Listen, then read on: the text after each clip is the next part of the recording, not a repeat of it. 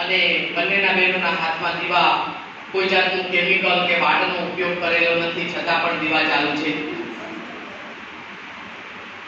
એનું આપણે વિજ્ઞાન સમજી લઈએ.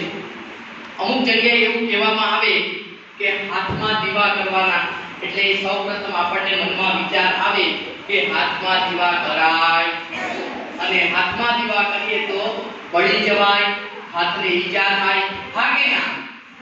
પણ આ બંને બહેનોએ આવી અને હાથમાં દીવા કર્યા, કાંઈ થયું?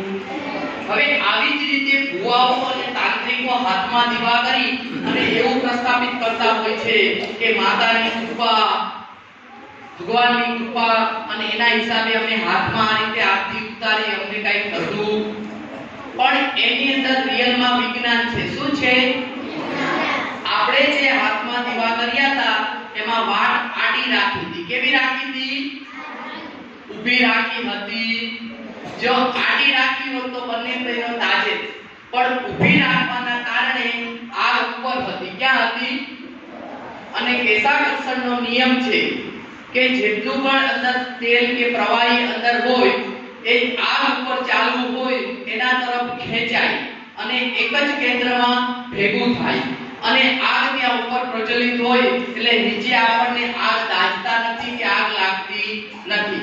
સાહેબ, જેવું અંદરથી બધું તેલ કે પ્રવાહી પૂરું થઈ જાય પછી આગ નીચે આવે છે અને આપણે દાઝી શકીએ છીએ.